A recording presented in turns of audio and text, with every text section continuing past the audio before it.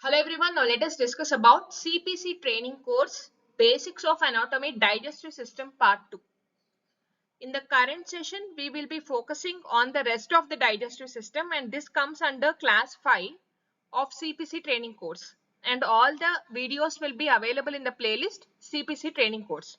In the current session, we will be focusing on esophagus, stomach, liver, gallbladder and pancreas, small intestine, large intestine, wherever applicable clinical significance, and finally some of the common pathologies of the digestive system.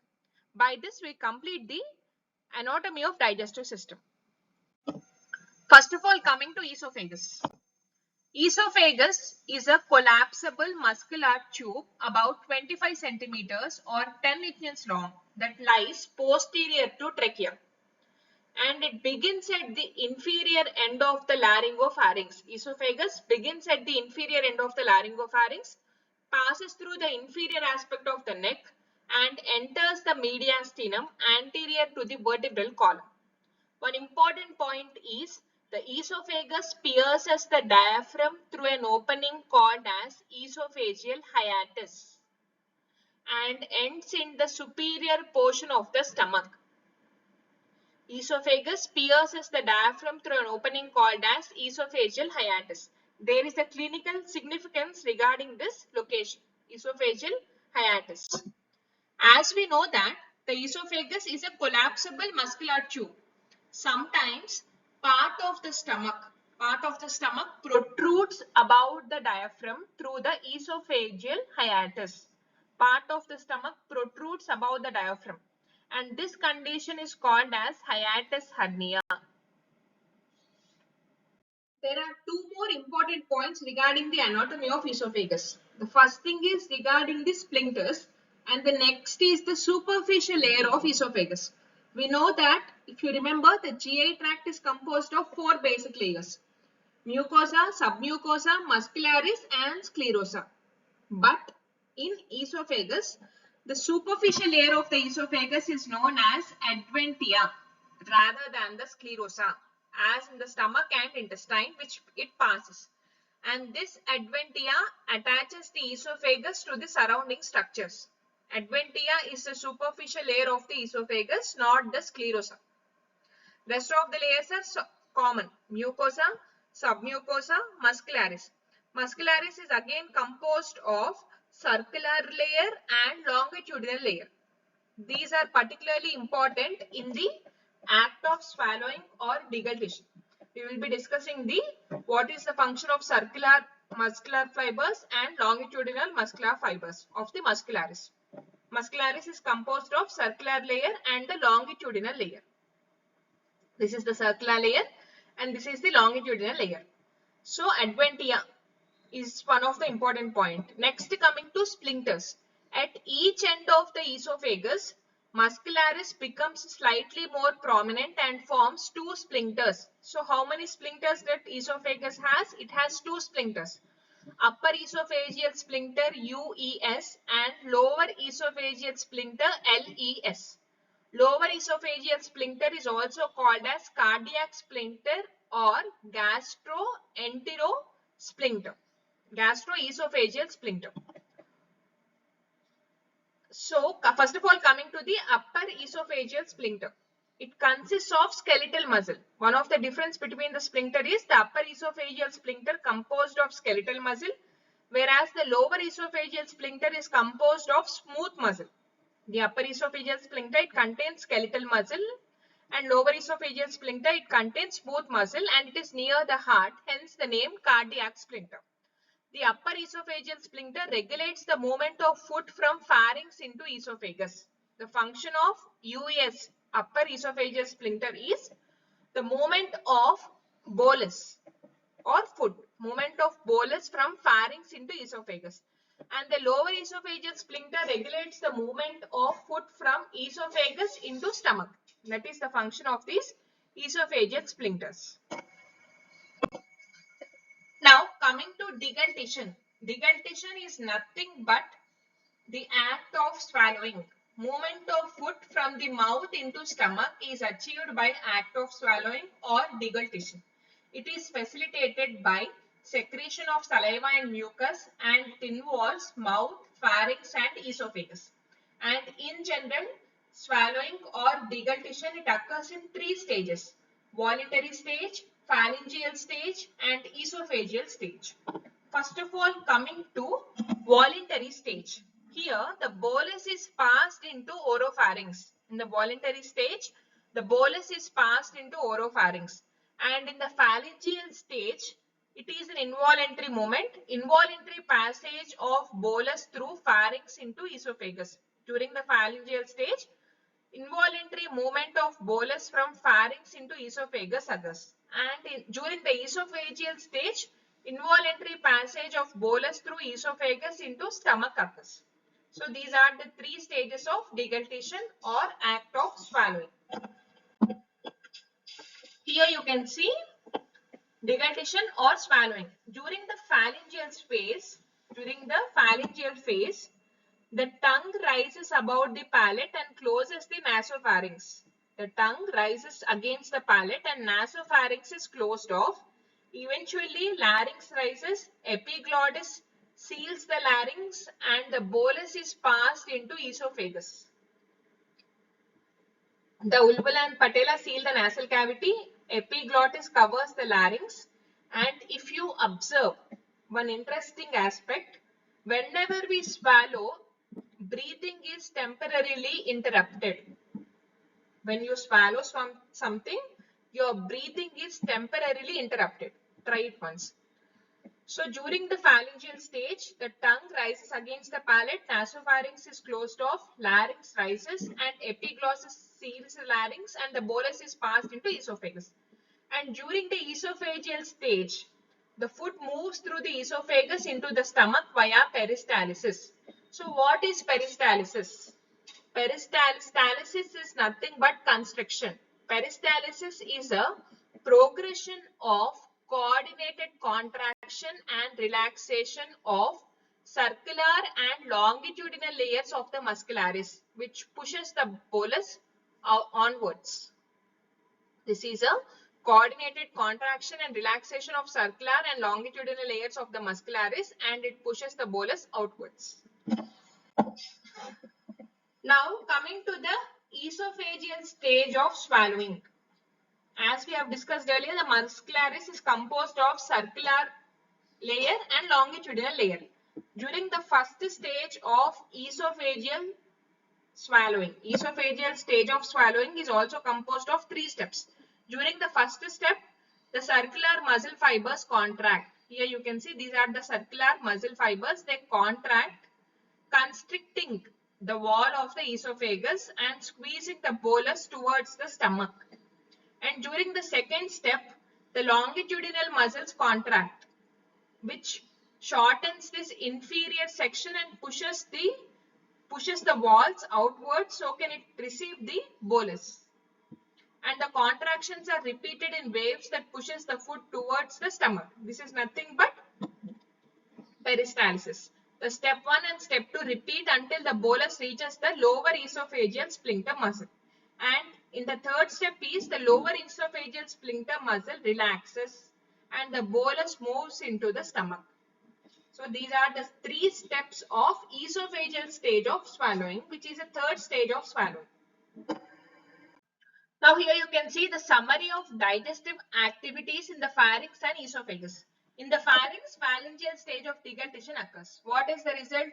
It moves the bolus from oropharynx to laryngopharynx into esophagus. In simple terms, during the pharyngeal stage, the bolus moves from pharynx into esophagus. And during the esophageal stage, the bolus moves from esophagus into stomach. And in the esophageal stage, the first step is relaxation of upper esophageal sphincter. It permits the entry of bolus from larynx into esophagus. The next is esophageal stage of deglutition. That is, it pushes the bolus down the esophagus. Third step is relaxation of lower esophageal sphincter, which permits the entry of bolus into stomach. Relaxation of upper esophageal sphincter permits the entry of bolus from laryngopharynx into esophagus, whereas relaxation of lower esophageal sphincter, it permits the entry of bolus into stomach, from esophagus into stomach. And one more function is secretion of mucus. It lubricates the esophagus for the smooth passage of bolus. Here, these are the summary of digestive activities in the pharynx and esophagus. Now, coming to the clinical significance, we have discussed about the splinters. One of the clinical significance is if the lower esophageal sphincter fails to close adequately. What is the function of lower esophageal sphincter? It allows the entry of bolus, passage of bolus from esophagus into stomach. If lower esophageal sphincter fails to close adequately after food has entered the stomach contents can reflex back up into the inferior portion of the esophagus. If it does not close properly, contents of the stomach, they reflex back, and this condition is called as gastroesophageal reflux disease, GERD. And the hydrochloric acid from the stomach contents can irritate the esophageal wall, resulting in a burning sensation, which is a hallmark symptom of GERD, which is called as heartburn because it is experienced in a region very near to heart, and it is unrelated to any cardiac problem. Drinking alcohol and smoking can cause the sphincter to relax, worsening the problem.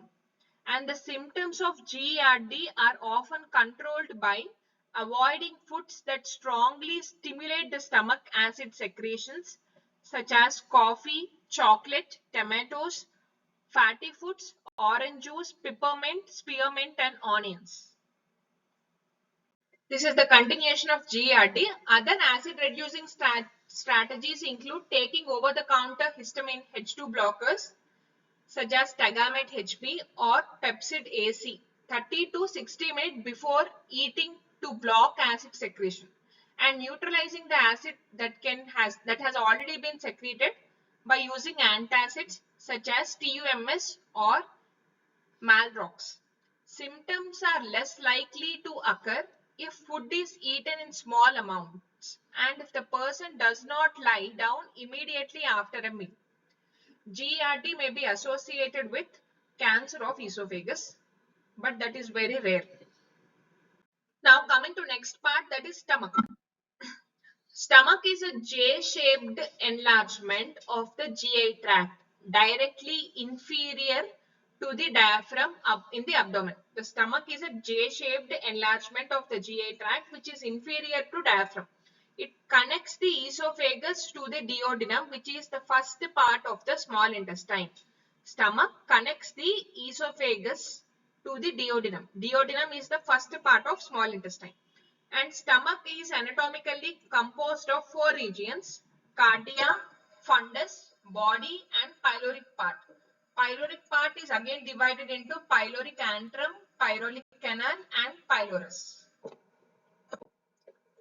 The cardia, it surrounds the opening of the esophagus into the stomach. The region which surrounds the opening of the esophagus into the stomach is called as cardia. And the rounded portion superior to and to the left of the cardia is the fundus. The rounded portion superior to and to the left of the cardia is the fundus. The next is inferior to fundus is a large central portion of the stomach body. The first is cardia, next comes fundus, next body, and finally pyloric part. The pyloric part is divisible into three regions. The first region is the pyloric antrum. It connects to the body of the stomach. Pyloric antrum connects to the body of the stomach. The second region is the pyloric canal. And the third region is the pylorus, which in turn connects to the duodenum. So, which part of the stomach connects to the duodenum? Pylorus. Pylorus connects to the duodenum. Duodenum is the first part of the small intestine. In other words, which part connects stomach with the small intestine? The answer is pylorus. When the stomach is empty, the mucosa lines in large folds and or rugae. The mucosal folds, the large mucosal folds of the stomach are called as rugae that can be seen with the unaided eye. And the pylorus communicates with the duodenum of the small intestine via a smooth muscle sphincter called as pyloric sphincter. The pylorus communicates with the duodenum through pyloric sphincter. The concave medial border of the stomach is called as lesser curvature, and the convex lateral border is called as greater curvature. These are the anatomical regions of the stomach. Here you can see, this is the diagrammatic representation. This is esophagus. The first part is cardia. It surrounds the opening of the esophagus into stomach. The next is in the next part of the stomach after cardia is the fundus, and then comes the body. Here you can see this is the body, and finally the pyloric part. The pyloric part is again divided into pyloric antrum. The next is pyloric canal, and finally pylorus. This is the pylorus. And this one is the duodenum, which is the first portion of the small intestine. And the pylorus communicates with the duodenum through pyloric sphincter. And these are the rugae of the mucosa. And this region is the greater curvature.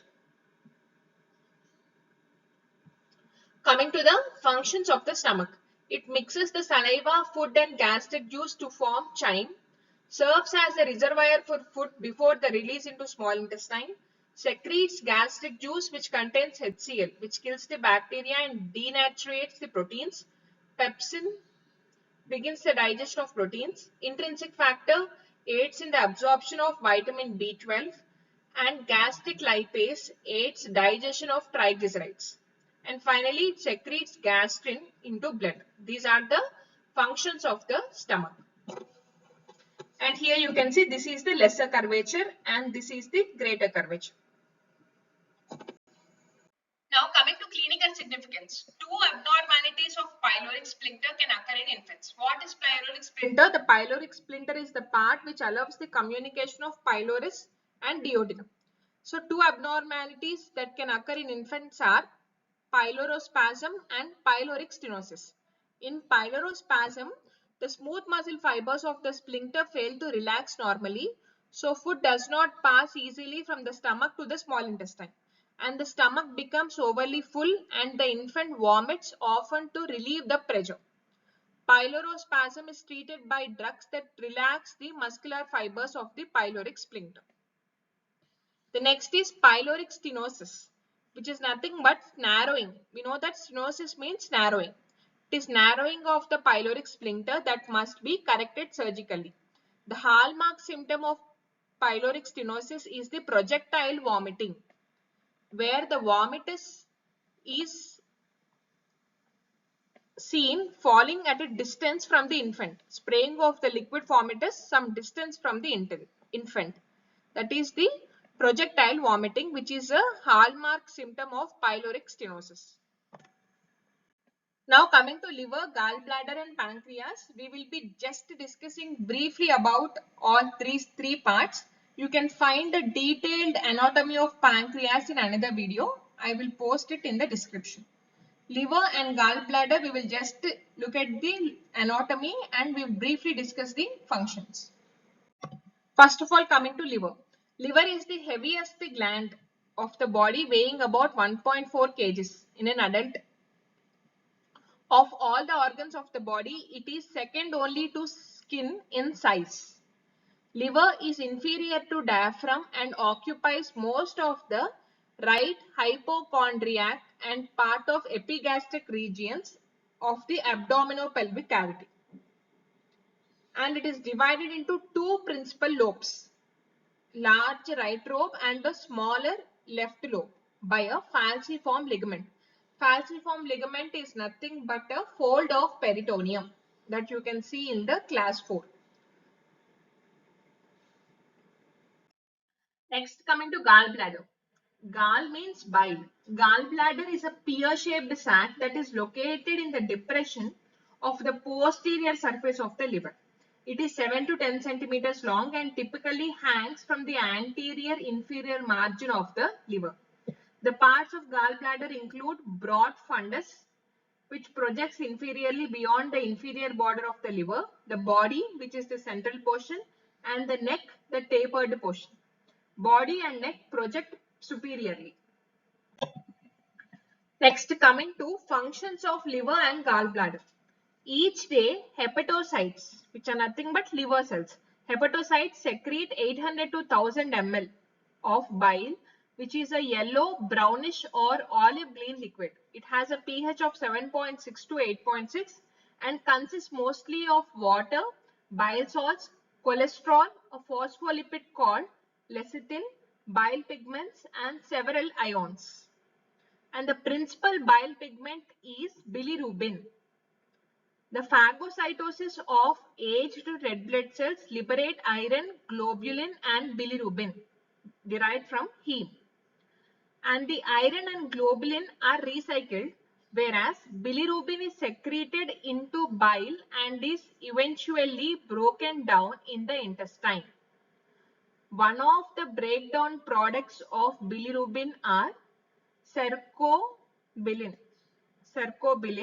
which gives the feces their normal brown color. Next, they produce bile that is carried by a duct system to the gallbladder for concentration and temporary storage. So, which organ produces bile? Liver is the organ which produces the bile. And which organ stores the bile? Gallbladder stores the bile. And bile contributes to the digestion of emulsification of the dietary lipids. What is the function?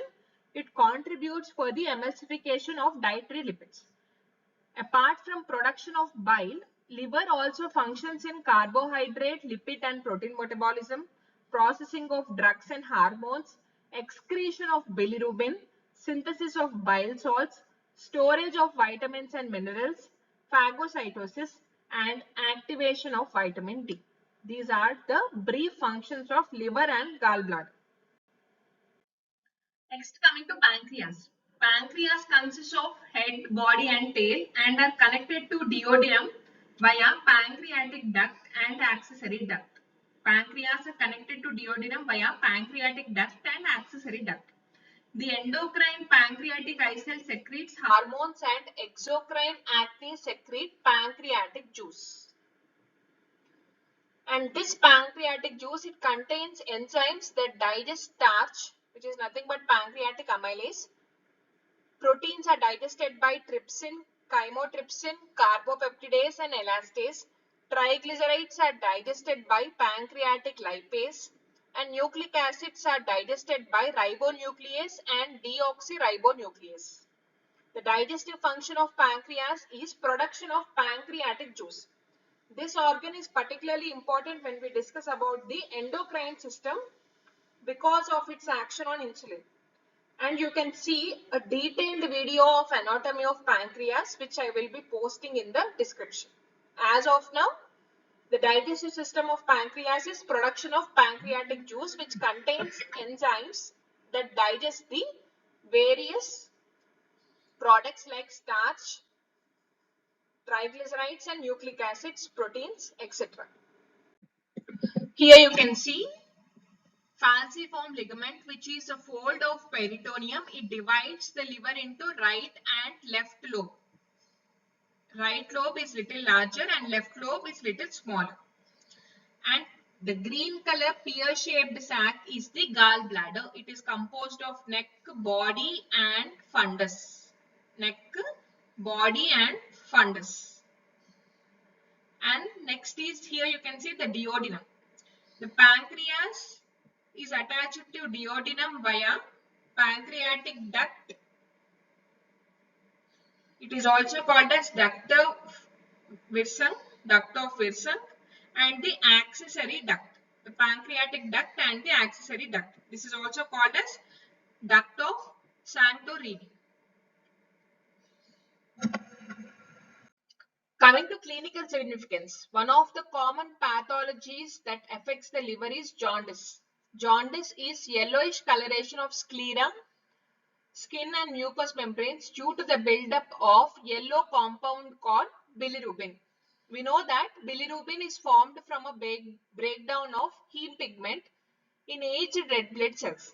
It is transported to liver where it is processed and eventually excreted into bile. If bilirubin is more in concentration or the bilirubin buildup causes jaundice. The three main categories of jaundice are prehepatic jaundice. The first one is prehepatic jaundice. It is due to excessive production of bilirubin. Second is hepatic jaundice due to congenital liver disease, cirrhosis of liver or hepatitis.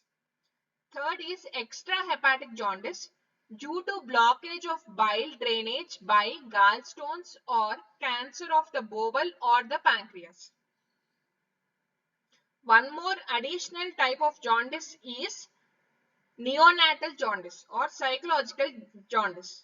Because the liver of a newborn functions poorly for the first week or so. You can clearly observe this because the liver of the newborn functions poorly for the first week or so. Many babies, they experience a mild form of jaundice called as neonatal jaundice that disappears as the liver matures, and usually it is treated by exposing the infant to blue light, which converts the bilirubin into substances the kidney can excrete. Next, coming to liver functional test. Liver function tests are blood tests designed to determine the presence of certain chemicals released by liver cells. These include albumin globinase, alanine aminotransferase ALT, aspartate aminotransferase AST, alkaline phosphatase ALP, gamma glutamyl transpeptidase GGT, and bilirubin. The tests are used to evaluate and monitor the liver disease or damage. Common causes of elevated liver enzymes include non-steroidal anti-inflammatory drugs, NSAIDs, cholesterol-lowering medication, some antibiotics, alcohol, diabetes, infections such as viral hepatitis and mononucleosis, gallstones, tumors of the liver, excessive use of herbal supplements such as kaya, comfrey, pennyroyal, dandelion root, skullcap, and ephedra. We have discussed jaundice, which is a buildup of bilirubin. And if bile contains either insufficient bile salts or lecithin or excessive cholesterol, the cholesterol may crystallize to form gallstones. Gallstones are also one of the pathologies associated with the bile. When the bile contains insufficient bile salts or lecithin or excessive cholesterol, the cholesterol may crystallize to form gallstones. As they grow in size and number, they can cause minimal, intermittent, or complete obstruction to the flow of bile from gallbladder into the duodenum. And the treatment for gallstones usually involves dissolving drugs or lithotripsy or surgery. And for people with history of gallstones or for whom drugs or lithotripsy do not, if they are not the options, then cholecystectomy must be performed. Ectomy means surgical removal. Cholecyst means gallbladder. Cholecystectomy is the surgical removal of the gallbladder and its contents. And more than 500,000 cholecystectomies are performed each year in the United States. And to prevent the side effects from the loss of gallbladder, patients should make lifestyle and dietary changes, including the following: limiting the intake of saturated fats, avoiding consumption of alcoholic beverages, eating smaller amounts of food during a meal, and eating 5 to 6 smaller meals per day instead of 2 to 3 large meals, taking vitamins and mineral supplements. So under clinical significance, we have discussed about jaundice, gallstones, and liver tests. Now coming to small intestine. The most digestion and absorption of nutrients occurs in a long tube called as small intestine. The small intestine begins at the pyloric splinter of the stomach, coils through the central and inferior part of the abdominal cavity, and eventually opens into large intestine. Small intestine averages 2.5 centimeters in diameter and its length is about 3 meters. That is 10 feet in a living person and about 6.5 meters in a cadaver. Cadaver is nothing but dead body due to the loss of smooth muscle tone after the death. And the three anatomical regions of small intestine are duodenum, which is the first and the smallest region of the small intestine. The next is jejunum, and finally ileum. Ileum is the longest region of the small intestine. The first part of small intestine is duodenum. It is the shortest region and is retroperitoneal. Retroperitoneal means behind the peritoneum. It starts at the pyloric splinter of the stomach and forms a C-shaped tube that extends about 25 centimeters until it merges with jejunum. And duodenum means 12. It is so named because it is about as long as the width of 12 fingers. The second part is the jejunum and it is about 1 meter long and extends to the ileum.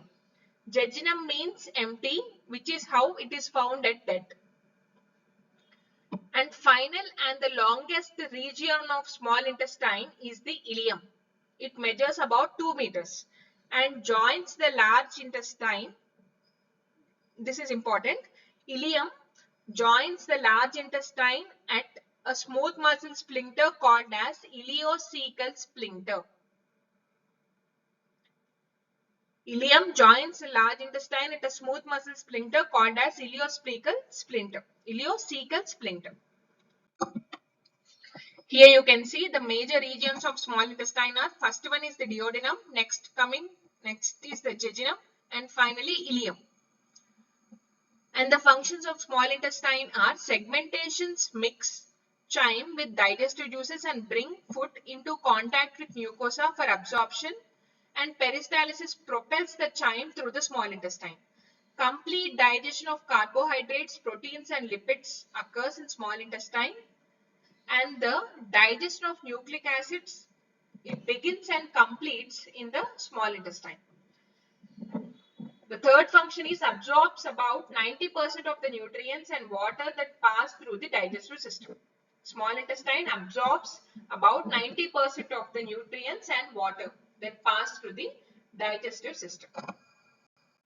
Here is the list of organs until now and their respective activities, digestive activities. The first one is pancreas. It delivers the pancreatic juice into duodenum via pancreatic duct to assist the absorption. Next is liver. It produces bile and bile salts that are necessary for the emulsification and absorption of lipid. Next is gallbladder. Gallbladder stores, concentrates and delivers the bile into duodenum via common bile duct. Next, coming to small intestine. It is the major site of digestion and absorption of nutrients and water in the gastrointestinal tract. And small intestine is again divided into several parts and their respective functions. The first one is the mucosa and submucosa. They contain intestinal glands that secrete intestinal juice to assist absorption. And the absorptive cells, they help in digestion and absorption of nutrients. And the goblet cells, they secrete mucus. And endocrine cells, that are S, CCK and K cells, they secrete secretin, cholecystokinin and glucose dependent insulinotropic peptide. And Pennant cells, they secrete lysozyme, which is a bactericidal enzyme and aid in phagocytosis. The next are duodenal glands or burner glands. They secrete alkaline fluid to buffer the stomach acid and mucus to aid in protection and lubrication. The next are circular folds. The circular folds of the small intestine are the folds of mucosa and submucosa that increase the surface area for digestion and absorption. Next are villi. Villi are the finger-like projections of the mucosa that are sites of absorption of digested food and increase the surface area for digestion and absorption. The next are microvilli. They are microscopic membrane covered projections of the absorptive epithelial cells that contain brush border enzymes and increase the surface area for digestion and absorption. Next, coming to muscularis. In the muscularis, you have two areas, that is segmentation and migratory motility complex. Segmentation is a type of peristalsis, alternating contraction of circular smooth muscle fibers that produce segmentation and resegmentation of sections of small intestine. They aid in mixing the chyme with digestive juices and bring food in contact with the mucosa for absorption. The next is migratory motility complex. This is also a type of peristalsis. It waves the which produces waves of contractions and relaxations of circular and longitudinal smooth muscle fibers passing the length of small intestine, moves the chyme towards ileocecal sphincter. Now coming to large intestine.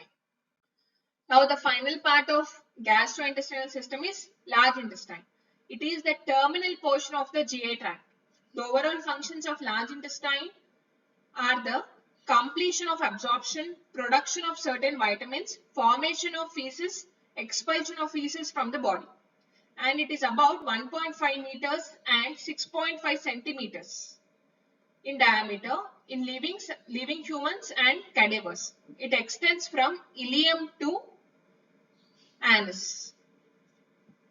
Large intestine extends from ileum to anus. Ileum is a part of small intestine.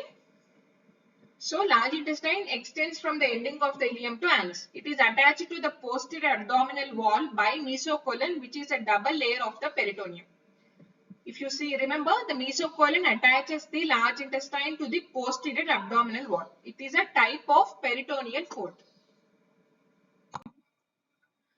And large intestine is mainly composed of four anatomical regions: cecum, colon, rectum, anal canal.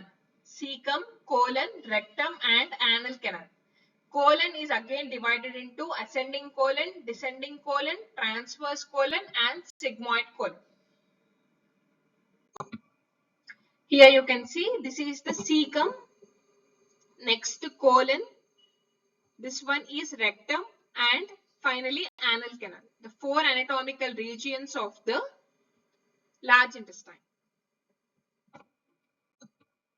Coming to the functions of large intestine, hostile churning, peristalsis and mass peristalsis, they drive the contents of colon into rectum. And bacteria in the large intestine convert proteins to amino acids and break down of amino acids and produce some B vitamins and vitamin K. Absorption of some water, ions and vitamins occurs. Formation of feces and defecation, which is nothing but emptying of rectum, occurs in the large intestine. These are the overall functions of large intestine. Now, let us discuss briefly about each part. The opening from the ileum into large intestine is guarded by a fold of mucous membrane called as ileocecal sphincter. The opening from ileum into large intestine. Ileum is a part of small intestine.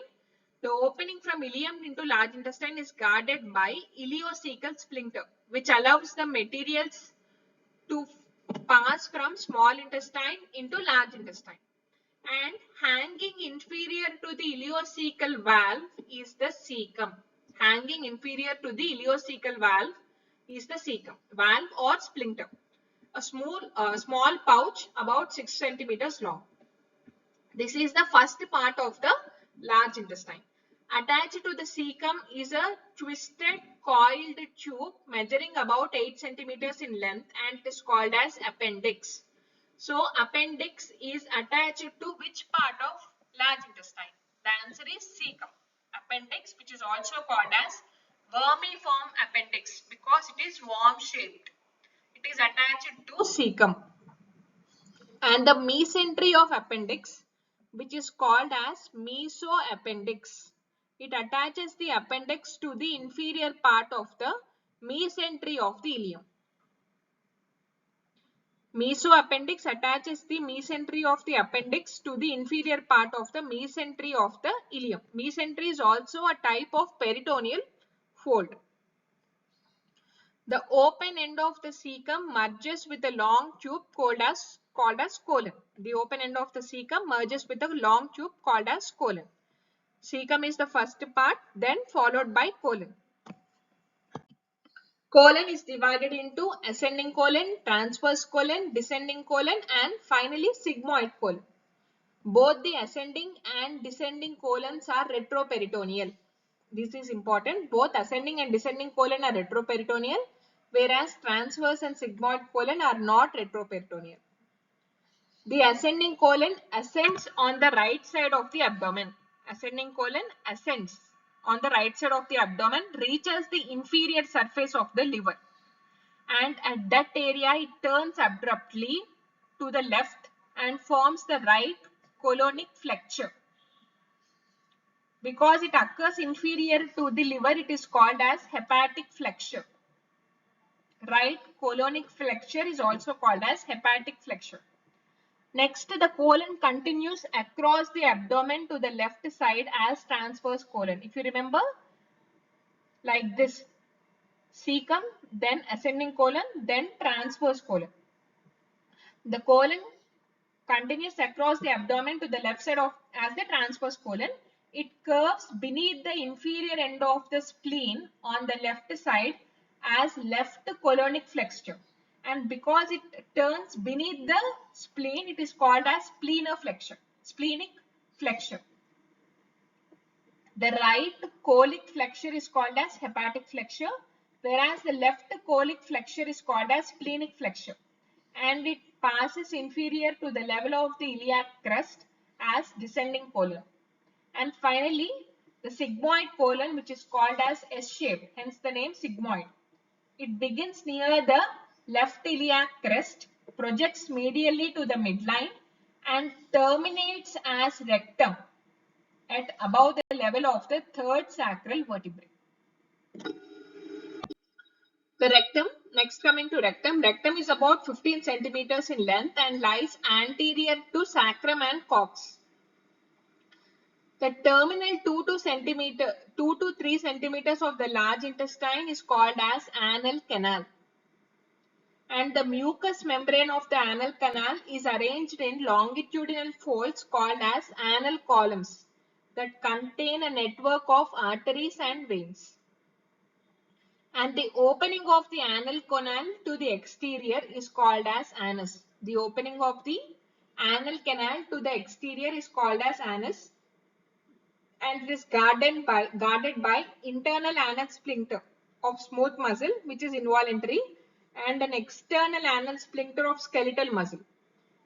Internal anal sphincter is involuntary, smooth muscle, and external anal sphincter is a skeletal muscle that is voluntary.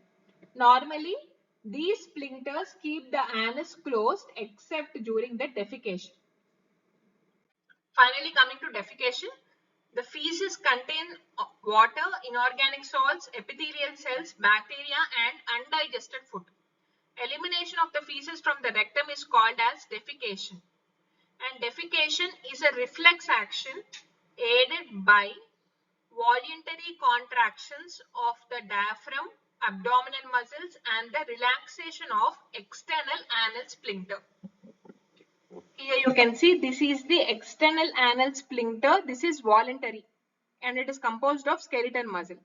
And this one is the internal anal sphincter and it is composed of smooth muscle and is involuntary.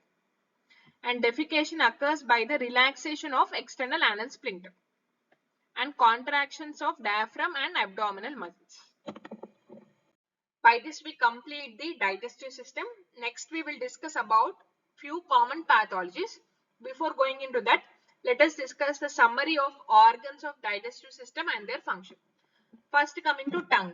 It maneuvers the food for mastication, shapes the food into bolus, maneuvers food for deglutition, detects sensation of taste and initiates digestion of triglycerides. Next, function of salivary glands. Saliva produced by these glands softens, moistens, and dissolves the food, cleanses the mouth and teeth, initiates the digestion of starch. Teeth. They cut, tear, and pulverize food to reduce solids to smaller particles for swallowing. Next, pancreas. Pancreatic juice buffers the acidic gastric juice in chyme, stops the action of pepsin from the stomach, creates proper pH for digestion in the small intestine, and participates in the digestion of carbohydrates, proteins, triglycerides, and nucleic acids. Liver. Liver produces bile, which is required for the emulsification and absorption of lipids in small intestine. Gallbladder. It stores and concentrates the bile and releases it into the duodenum or small intestine. Next, mouth.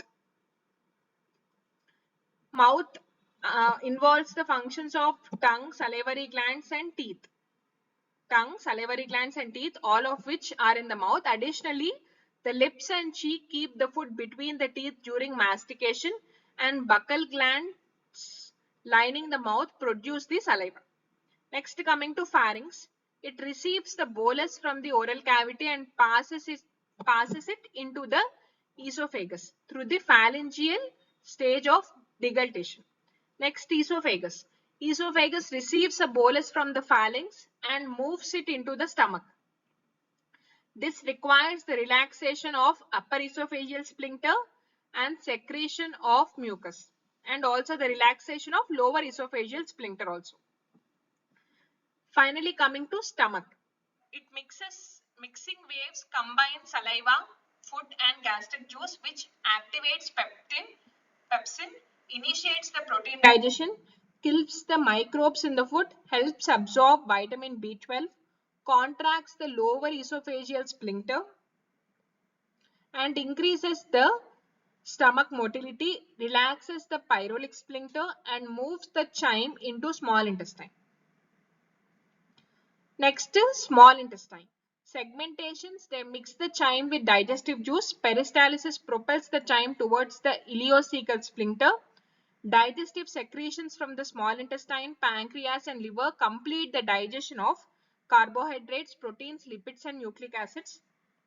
The circular folds, villi, and microvilli help absorb about 90% of the digested nutrients. Next, coming to large intestine. The digestive function of large intestine is Hostels churning, peristalsis, and mass peristalsis. It drives the colonic contents into the rectum. Bacteria produce some vitamin B12, some B vitamins, bacteria produce some B vitamins and vitamin K. Absorption of some water, ions, and vitamins occurs, and finally defecation. Here are the list of organs and their respective digestive functions. Now coming to common pathologies of the digestive system. First term is achalasia.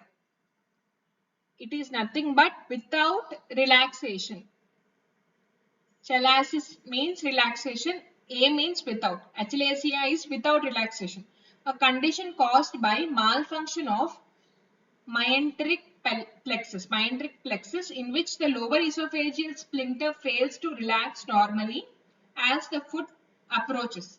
A whole meal may become lodged in the esophagus and enter the stomach very slowly. And distension of the esophagus results in chest pain that is often confused with pain originating from the heart. Next, coming to borborygmus. It is a rumbling noise caused by propulsion of gas through the intestines. Next are canker sores. These are painful ulcers. Painful ulcers on the mucous membrane of the mouth that affect the females more than the males, usually between the age of 10 to 40 years, and may be an autoimmune reaction or a food allergy. Next, coming to bariatric surgery. Baros means weight. So bariatric surgery is a surgical procedure that limits the amount of food that can be ingested and absorbed in order to bring about a significant weight loss in obese individuals. The most commonly performed type of bariatric surgery is gastric bypass surgery. In one variation of this procedure, the stomach is reduced in size by making a small pouch at the top of the stomach about the size of a walnut, and the pouch, which is only 5 to 10% of the stomach, is sealed off from the rest of the stomach using surgical tapes or plastic band. The pouch is connected to the jejunum of the small intestine, thus bypassing the rest of the stomach and duodenum. The result is that smaller amount of food are ingested, smaller amounts of food are ingested, and fewer nutrients are absorbed in the small intestine. This leads to weight loss. Next, coming to cirrhosis, distorted or scarred liver as a result of chronic inflammation due to hepatitis, chemicals that destroy the hepatocytes, parasites that infect the liver, or alcoholism. The hepatocytes are replaced by fibrous or adipose connective tissue. Symptoms of cirrhosis include jaundice, edema in legs, uncontrolled bleeding, and increased sensitivity to drugs. The next is colitis. Itis means inflammation. Inflammation of the mucosa of colon and rectum, in which absorption of water and salts is reduced, producing watery, bloody feces, and in severe cases, dehydration and salt depletion. Spasms of the irritated muscularis produce cramps. It is thought to be an autoimmune condition. The next is colonoscopy. The visual examination of the lining of the colon using an elongated, flexible fiber optic endoscope called as colonoscope. It is used to detect the disorders such as polyps, cancer, diverticulosis, to take tissue samples and to remove small polyps. And most tumors of the large intestine occur in the rectum. Next, coming to colostomy. Ostomy means artificial opening. The diversion of feces through an opening in the colon, creating a surgical stroma that is made in the exterior of the abdominal wall. This opening serves as a substitute anus through which feces are eliminated in a bag worn on the abdomen. That is colostomy. Next term is dysphagia. Abnormal. This means abnormal. Fascia is to eat. Dysphagia is difficulty in swallowing that may be caused by inflammation, paralysis, obstruction, or trauma. Next is flatus. Air in the stomach or intestine, usually expelled through the anus. If the gas is expelled through the mouth, it is called as eructation or blenching or burping. Flatus may result from gas released during the breakdown of foods in the stomach or from swallowing air or gas containing substances such as carbonated drinks. Next, food poisoning. It is a sudden illness caused by ingested food or drink contaminated by an infectious microbe. It can be bacterium, virus, or protozoan, or a toxin. The most common cause of food poisoning is a toxin produced by bacterium Staphylococcus aureus. Most types of food poisoning cause diarrhea and or vomiting, often associated with abdominal pain. Next is gastroenteritis. Gastro means stomach, entero means intestine, itis means inflammation. Inflammation of the lining of the stomach and intestine, especially small intestine. It usually caused by virus or bacterial infection that may be acquired by contaminated food or water or by people in close contact. Symptoms include diarrhea, vomiting, fever, loss of appetite, cramps, and abdominal discomfort. Next, gastroscopy. Scopy is to view with a lighted instrument. Endoscopic examination of the stomach, in which examiner can view the interior of the stomach directly to evaluate an ulcer, tumor, inflammation, or source of bleeding. Next is halitosis. Halitus means breath. Osis is condition. Halitosis is a foul odor from mouth, often called as bad breath. Next is heartburn.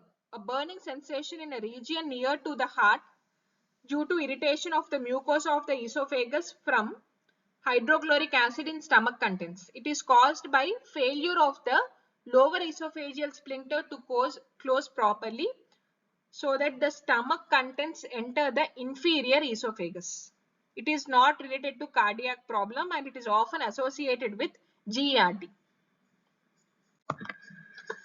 Next, coming to hernia. Hernia is nothing but protrusion of all or part of an organ through a membrane or cavity wall, usually the abdominal cavity. It can be hiatus hernia that we have discussed earlier. It is a protrusion of part of stomach into the thoracic cavity through the esophageal hiatus of the diaphragm. Next type is inguinal hernia. It is a protrusion of the hernial sac into the inguinal opening. It may contain a portion of the bowel in an advanced stage and may extend into scrotal compartment in males, causing strangulation of the herniated part.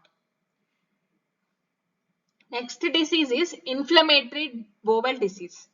Inflammation of the gastrointestinal tract that exists in two forms. IBD, inflammatory disease, can be of two forms, Crohn's disease and ulcerative colitis. In Crohn's disease is an inflammation of any part of the gastrointestinal tract in which inflammation extends from the mucosa through the submucosa, muscularis and sclerosa. Next type is ulcerative colitis. It is an inflammation of the mucosa of the colon and rectum, usually accompanied by rectal bleeding. Curiously, cigarette smoking increases the risk of Crohn's disease but decreases the risk of ulcerative colitis.